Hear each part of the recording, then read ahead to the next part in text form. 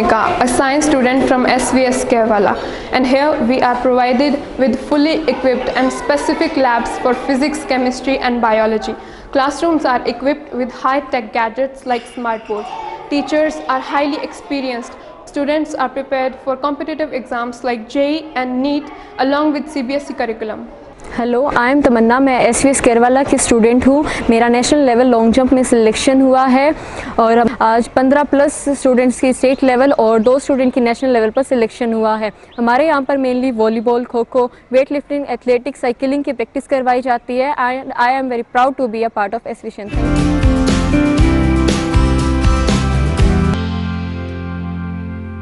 नमस्कार, स्वागत आप सभी का के हरियाणा पे। मैं हूं आपके साथ रमेश जाखड़।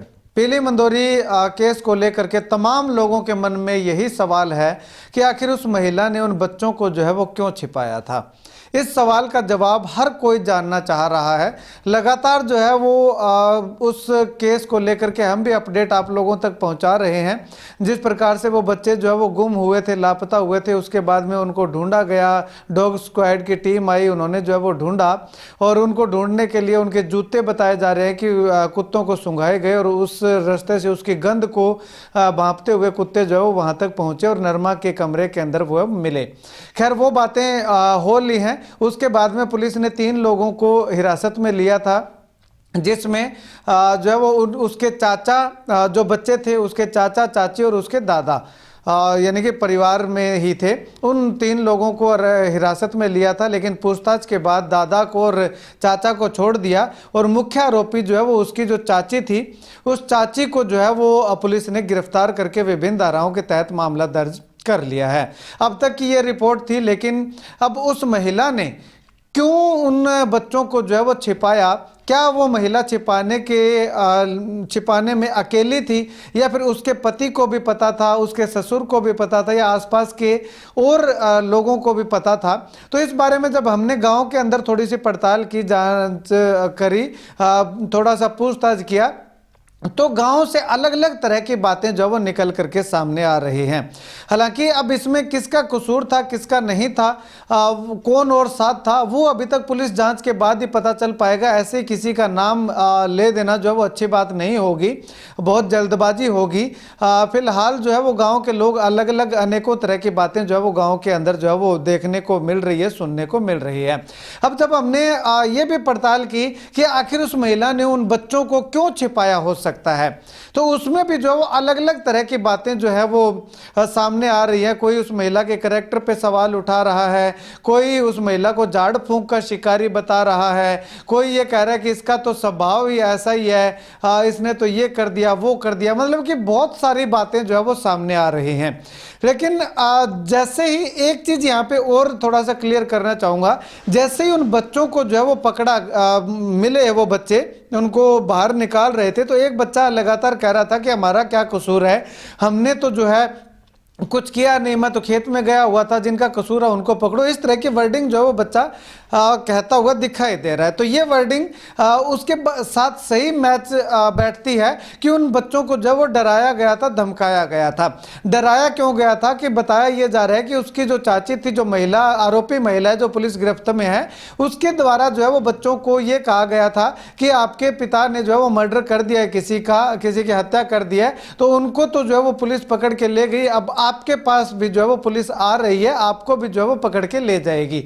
तो इस डर के मारे जो है उन बच्चों को वहां पे छिपा दिया गया। पैटीज खिलाने की बात भी कही गई है कि दोनों को पैटीज दी गई है। एक बच्चा कह रहा है कि मैंने खाई, एक बच्चा कह रहा है मैंने नहीं खाई। तो उसमें कुछ नशा अब मिलाने की बात भी जो है वो अलग अलग तथ्य जो है वो लोगों के द्वारा दिए जा रहे हैं। खैर, अब इसमें क्या क्लियर होता है, कैसे होता है, ये पूरा पुलिस जांच के बाद ही पता चल पाएगा।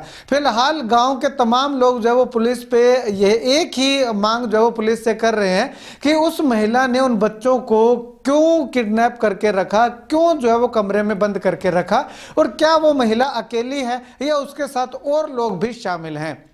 इस बात का पता लगाने के लिए लगातार गांव के लोग जो है वो पुलिस से मांग कर रहे हैं। पुलिस ने जो वो 1 सप्ताह का समय मांगा था। इस बात को लेकर के एक महापंचायत रखी गई थी 1 जनवरी को, नए साल के दिन।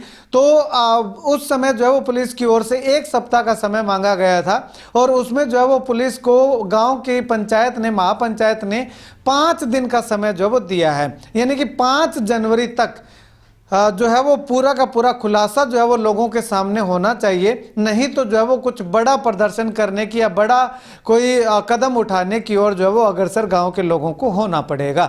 अब इस पूरे खेल का क्या कुछ राज है वो 5 तारीख को पुलिस पर्दाफाश इसका करती है।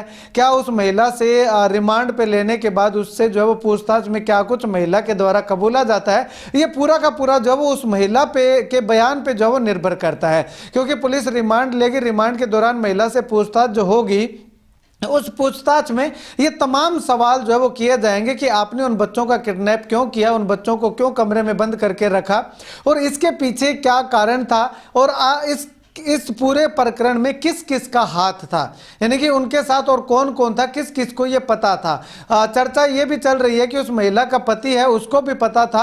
बीच में चर्चा ये भी चल रही है कि उस महिला के पति और ससुर को कुछ नहीं पता था, क्योंकि उस महिला का पति खुद जो है वो उन बच्चों को ढूंढने में लगातार जो है वो दौड़ धूप करता हुआ दिखाई दे रहा था। अब क्या उस महिला के पति को भी पता था, वो भी इसमें शामिल थे या नहीं थे, वो उस संदेह के दायरे में जो वो पुलिस ने एक बार 3 लोगों को नामजद जरूर किया था, हिरासत में जरूर लिया था, लेकिन पूछताछ के बाद जो वो 2 लोगों को यानी कि महिला के पति और ससुर को जो है वो छोड़ दिया और उस महिला को जो है वो पुलिस ने अरेस्ट कर रखा है और उसके खिलाफ विभिन्न धाराओं के तहत मामला दर्ज भी जो है वो कर लिया है।